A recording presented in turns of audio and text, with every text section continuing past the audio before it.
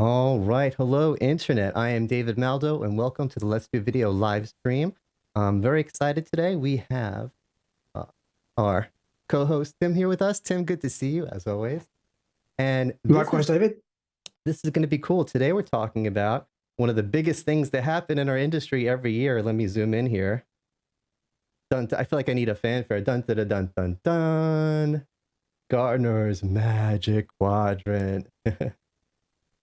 Actually, before we get into it, I want to tell a little story. Everyone in the industry knows why this is such a big deal. But for those outside of the industry, when I first saw it, I was like, what? Why? This is why I think it's a big deal. We have time for a little bit of a story. It's a Friday. When I first got into the industry, I was at Wayne House Research, and we decided to do a bake-off of the top video bridges at the time. This is before there was cloud. We used video bridges. And we made it really fair. We based it on math. We had spreadsheets. We had numbers. It wasn't just we like this one. And we were nice. It was on a scale of 1 to 5, and everyone got a 4.6, 4.7, 4.5. The company that came in third got really, really, really, really mad. And there was a lot of meetings where there was yelling and asking us to explain and show our math and arguing for more points here and more points there. And then they didn't do business with us for 2 years. So I don't do bake-offs. I don't do ratings. I don't do challenges. I just talk about each company individually because there's a right solution for everyone out there. And what's magic about the Magic Quadrant is they found a way to do it, and it's valid and it's justifiable. It's defendable. There's a lot of things that are right about it. So before we get into the ratings on this one, just really quick, there's no way to lose if you're on here. Let me make it a little bit bigger because it's hard to see. The only way to lose is to not be on here at all. If you drop off, that's a bad thing. But if you're on here, even if you're at the bottom left, you want to be top right. With the bottom left, you're in each player in the UC as a service space, according to Gartner, and they have a lot of nice things to say about you in the report. It's a good thing to be anywhere on here. And so you're either in each player, a visionary, nice thing to be a challenger, or a leader. And everyone in the leader is thrilled to be there. There's no, oh, why are we third in the leaders when we should be first? No, everyone's putting out press releases saying we're a leader. So everyone's a winner, which is smart. And just the layout of it is really, I mean, Gartner's smart. The ability to execute immediately, I get it. Completeness of vision, the way it's laid out. This really, really works. Well, this works for everyone and has for a lot of years. Am I just being a fanboy, or are you a fan as well, Tim? Well, it's a model that works for Gartner. The company that I work for has got a different model. Lots of people got different models. One thing that you have to be very aware of using generic models is the lack of context. So in the firm that I'm from and in other firms, we always try and make sure that we give some idea as to the context, because it's like saying, David, what's the best car? You tell me what the best car is on the market.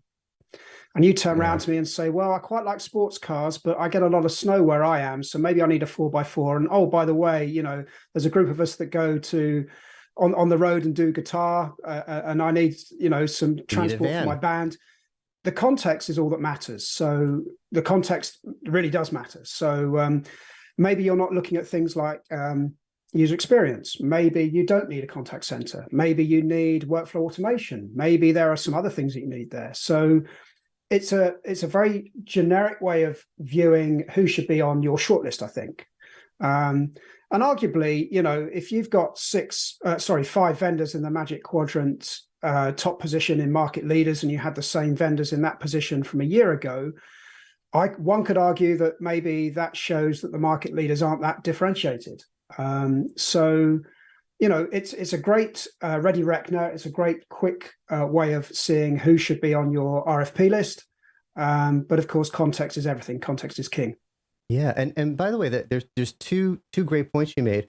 One is, and if this is what Gartner is saying here, I agree with it. There is less and less differentiation between the leaders. The leaders are looking more and more similar. They're all starting to do a good job in the same areas. It used to be some are good at this, some are good at this. They're all trying to do a good job at what matters. And they are becoming, I wouldn't be surprised if those dots got closer and closer. And they are really close, especially if you look on the visionary axis. they're the four of them at the top there are almost tied in visionary. Um, ability to execute, that's a different thing. But Yeah, I mean, and also if you compare it to last year, it's really good. I'd love to see Gartner to show an automation along the years as to all the vendors that have come in and gone out and moved about. Because if you had this over the course of 5 years, that would be superb, and you could see all the animations of where people have gone. we And of could course, make last that. year there were 14 vendors last year, I think. Two have disappeared because Mitel, Mitel are essentially sort of offering an on ramp to Ring Central for their existing customers, and then of course Fuse was bought by 8x8. So two vendors have disappeared. But if you look at this compared to last year, I think by and large everyone seems to be in the same quadrant. But I know that Dialpad have moved up in terms of their completeness of vision. So there's not a great deal of movement. Dialpad, as I say, have changed. I think they were a niche player last year, and now they've moved to visionary. But by and large, they've all stayed pretty much where they are over the course of the year, with two vendors disappearing from the previous year. So, Yeah, for me, I wouldn't I expect a feel lot that, of movement though. I don't think any of them have. Well, I expected this one to really jump because they added this. I mean, everyone's been adding stuff, everyone's been improving, but yeah, I wouldn't. There's nothing I can point to that would say, well, I really expected this company to jump based on what they did. I kind of expect it to be the same as well, last year. because there's no sort of exploration as to why they've moved about from last year. They've changed, but there's no sort of indication. I mean, one can speculate that Zoom's probably closed the distance on Cisco, and their ability to execute and their completeness of vision have sort of improved. How can you improve? You're already a market leader. Have changed, but of course we explained on our last call how Zoom are changing the market in terms of what they're doing in webinars, what they're doing with Zoom Spots, with Zmail. So there's no real sort of further explanation as to how things have shifted, why they've shifted. So yeah, I was reading an article in I think it was UC Strategies, one of the websites I read all the time, and I wasn't sure if I need to read the article again, if they were giving their opinion on why this is where it is, or if they read a report from Gartner that had more context of this. But I was surprised because it was a lot about phone. It was a lot of stuff about audio. They were saying that they think that the reason that Microsoft was here is because they've added this, and that to their phone, and the reason that they weren't better is because they're still lacking A, B, C, and D in their phone. And I'm like, yeah, I think phone is just one of the things we're looking here. But this article made it. They just really were focusing a lot. I mean, they talked about how Microsoft Video is improved and that helps and da. But it just seemed like they were really focused on the phone part of it. And just to be clear, we're talking about meetings, phone, chat. I think we include contact center. I don't think we include webinars and events. I would include spots. And I don't think it includes email and calendar, but I think the fact that if you have email and calendar, that helps with your vision and ability to execute, right? I mean, I think so, David. I mean, if you look at this, I mean, the inclusion and exclusion criteria are very interested. So, very interesting. So, for example, they have got vendors on there that don't support SIP trunks. They've got vendors on there that don't support a global service. So, I almost feel like they've, if you're a large multinational corporation in the enterprise, you're going to rule a lot of those out, and you'll probably say to Gartner, okay, which vendors don't support SIP trunks, which ones don't offer a global service, and you could probably narrow that down to 6 or 7 vendors, and you'd rule out a number of others. I have a feeling that the unified communications and collaboration market will be assessed in a different way. This is UCaaS. No one's really looking at collaboration. No one's looking at the task management capabilities that you might need. No one's looking at all of the integration that you would get in a productivity suite like from Microsoft. They're just really looking at a lot of telephony because it comes from a unified communications heritage, and the small c, the collaboration, is very much neglected. And I think what we'll find is, in terms of growth, it's going to be very difficult for a lot of these vendors to grow unless they start looking at market adjacencies and start looking at, who do we need to acquire? What functionality do we need to add? And this is why I think Zoom have sort of moved into the email and calendaring side of things. I think this is why Cisco have acquired Socio and IMI Mobile to move into the CPaaS and the webinar space. And that it's difficult to grow if all you're doing is looking at telephony, because people are doing things differently now. They're communicating and collaborating in different ways. So if your whole heritage and the whole of your assessment is based on telephony features, and the market has moved on, then there's a number of these vendors that will be up for strategic risk, that they'll be open to a lot of strategic risk, because I don't think customers are looking at telephony with such vigor as they may have done 5-10 years ago. Oh, I don't think you've ever said anything I've agreed with so hard. I mean, oh my goodness. I keep hearing about telephony and phone and all these vendors. That's all they want to talk about, because that is the base. That's where it comes from. That's what I really think. And if I'm wrong, Gartner can correct me.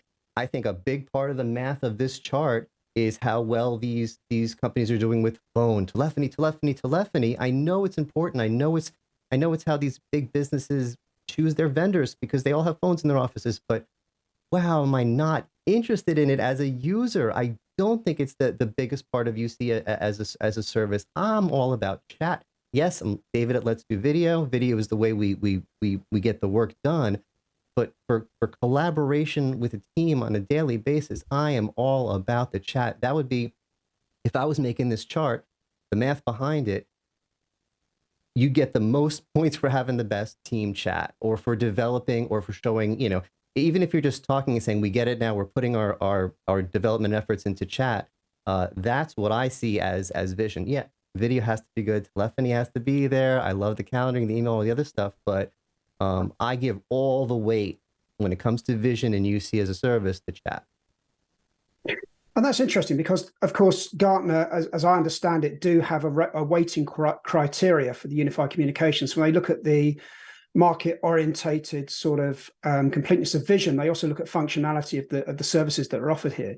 So what you may find over the years is that Gartner changed the weighting as they realized that customers don't need so many telephony features. I'm sure. In fact, we've been at events where we've had case studies proposed to us, and customers have been on stage and said, look, we don't even have phones.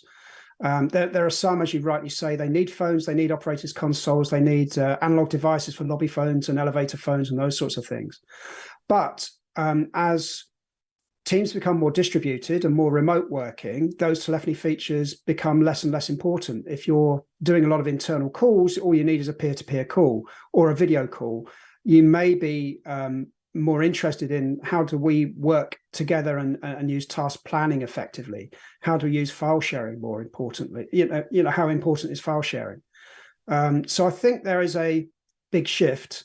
I have a feeling the UCaaS industry is due a shake-up. There have been rumors about, two of those people on that magic quadrant potentially emerging or being acquired. Yeah, I have a feeling that this is going to be a very different market over the next 3 years for sure. Maybe it's time to redefine UC as a service. Not dramatically. It's not a complete revolution, but I definitely think it's changing. It's not phone and other anymore, and we might have to include new things. I definitely think Zoom Spots is, and we still don't know what to call Zoom Spots, what to categorize it as. Mostly I just video, I guess, but I think that's a big part of assistant video. UC. Yeah. Yeah, so or what about the Zoom Workspace? Those workspace things. That's kind of part of the whole collaboration thing. If you're talking about some people are remote, some people are there, finding a meeting room where you could sit down and connect. I don't know. I could argue either side of that one, but there are these new technologies that are coming from these vendors in this arena as part of this stack that we might have to consider as part of UC.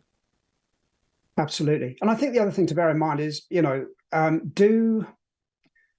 do customers actually view unified communications as a best of suite offering, or do you look at the whole productivity suites from the likes of Google and Microsoft? Because bearing in mind that we're likely to have these economic headwinds in 2023, I think there's going to be a number of IT organizations that think we need to consolidate, because large enterprises may have 2 or 3 of these vendors as part of their complete offerings. So you might, for example, have GoTo or Zoom for webinars, and you might have Microsoft Teams for internal communications, and you might have another product, Cisco, for example, because you want to have something that's simple. You might want to have you might want to prioritize on on really exemplary video. There's a whole variety of reasons why people want different unified communications vendors.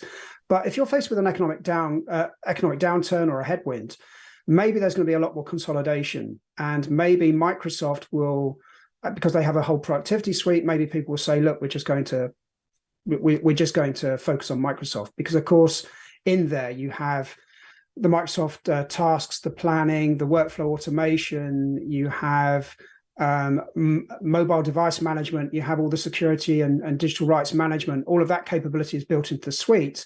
Whereas with a number of these UCaaS vendors, you'd have to integrate with different point solutions.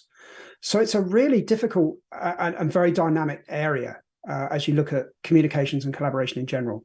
Yeah, that's interesting when you think about it. If one of, like we were saying, is one of the biggest things we're talking about here is chat. We think chat is the leader of UC as a service.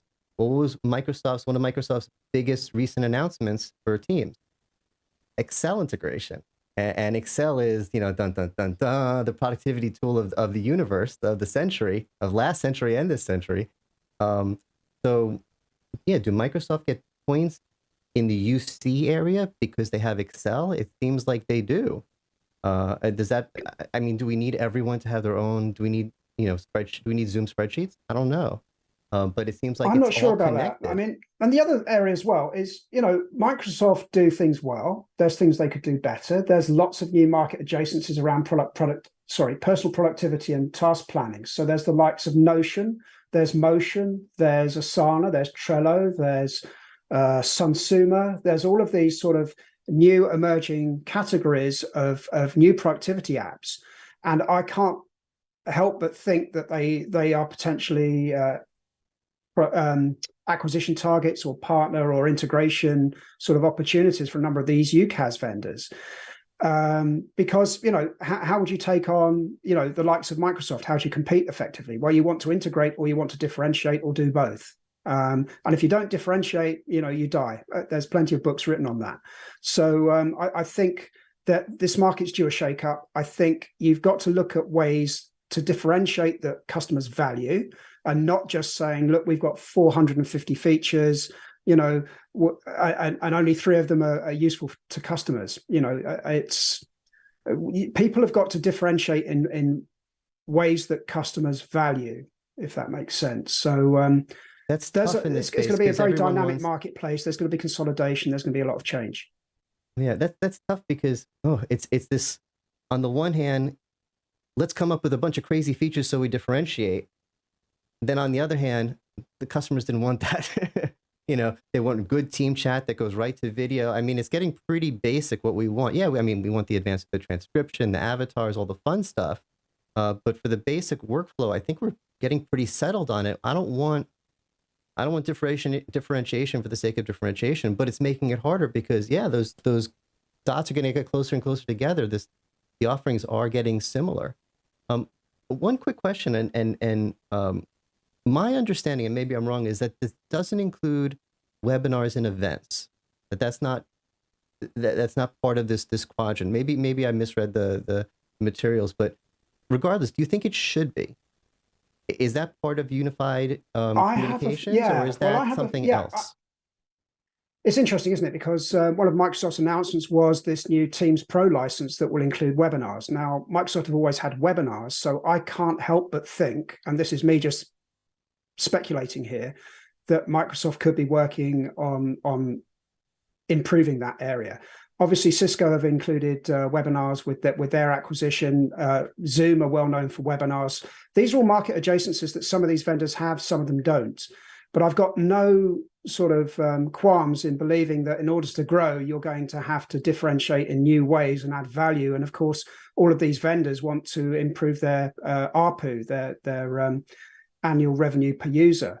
And the only ways to do that is to add new, differentiated, valuable product functionalities or features. And I think webinars are a key area where a lot of vendors will go. And I think this is just going to be into an amorphous market. We're going to have unified communications and collaboration. So maybe it'd be UCC as a service, UCaaS.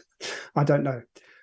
But I love the fact that these powerhouse developers are going really hard on webinars, because webinars, they're getting good. They're getting good. They're getting really easy to schedule, to do the registration, to the inviting. The quality is good.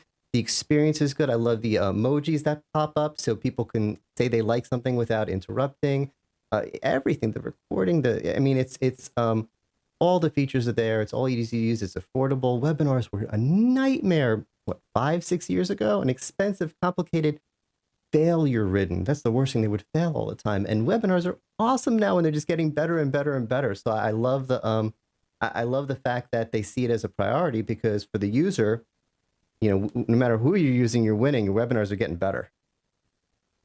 Yeah, I guess the other point to bear in mind, as well as webinars, is that there is no Salesforce Slack there. There is no Workplace by Meta there. Now, should they be in a unified communications as a service Magic Quadrant? Maybe not, because you can't dial a number on Slack and ring someone up, but you can use it for voice and video calls. You can have small huddles. The same with Workplace by Meta. And there are there are customers out there that will have a UCaaS service plus Slack and a UCaaS service plus Meta, Workplace by Meta. So there are these complementary capabilities there that people do find valuable. Something is missing from the portfolio that Slack has and Workplace has, and there are there are opportunities there to grow in different ways. So, as I say, I think this is a interesting category. I think if you've got 6 leaders, then it's very difficult to differentiate between all of them. The inclusion and exclusion criteria, I believe, have been lowered in order to bring in other vendors. Personally, if I was employed by Gartner, I would probably think about, should I be adding new market adjacencies in there to show a better spacing between those market leaders? I'm so glad. I'm so glad we're doing this, because I was not being critical enough, and yeah, there's definitely like Quadrant's been around for a while, and it's evolved, but I think maybe UC might be evolving faster than the Quadrant's evolving.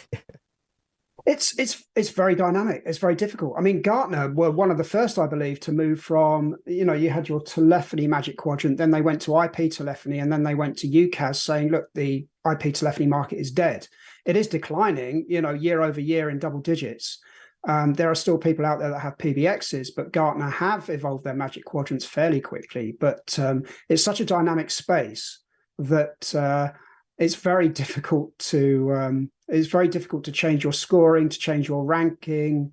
It's hard. It's hard to sort of cast a critical eye over these vendors that have got very similar functionality and very similar features. And taking it for what it is, if let's say we just assume that this chart is correct in the universe. They got it absolutely right. I don't want to go too into. I don't want to pick on anyone in particular, but if I had to pick on someone, if there's one company here that looks like it's way out of the workplace it should be, in my mind, I'm not afraid to say it, it's Google. Google looks like it's in the wrong spot. Google has the resources for sure. They're the one company that has Microsoft level resources that's on the chart there to be a leader. They've been doing it almost as long as anyone. No, as long as anyone. They've been doing video as long as anyone else here. They're just not interested, I guess. And it's sad, because yeah, I live in Gmail. A lot of us live in Gmail. If that was on my whole suite, it'd be great. But nope. Well, you have said it. Google have underpinned the whole of their service offering on Gmail, whereas other vendors here have started off with a different on-ramp. So if you look at Zoom and Cisco and others, they have a separate SKU for meetings. So, maybe Google, in hindsight, should have offered a different SKU just for Google Meet, and then on-roaded people rather than let's go all in on Gmail. I have a feeling that one of Google's strategic opportunities would have been to have a separate SKU for meetings, onboard people onto the Google platform through meetings, rather than completely sort of saying no, Gmail underpins everything. The fact that Google Meetings changes its name every 18 months makes me feel like it doesn't have a consistent team behind it that is giving it the proper love and attention it deserves. The product could be better. That's my opinion. I'm getting mean, right? I usually don't do that. I'm usually all positive, but I mean, it is what it is. It is what it is. So, anything else to add on the chart before we wrap it up? It's Friday. I'm ready to go. Yeah, I don't think so, David. Yeah, well done, Gartner. They've got another Magic Quadrant out. It's caused an awful lot of interest out there in the market, as it will do. There'll be lots of accolades out there. One thing to bear in mind, of course, as we've spoken about, is context is everything. So don't look at these as winners and losers. Each one of them, these vendors, stand with their own, uniqueness. You just need to make sure that your customer needs are met by the vendors that you're evaluating. You can't just have a generic one size fits all. Back to our car analogy, who has the best car? And of course, the answer is it depends. Yeah, I would never use this as a purchasing decision.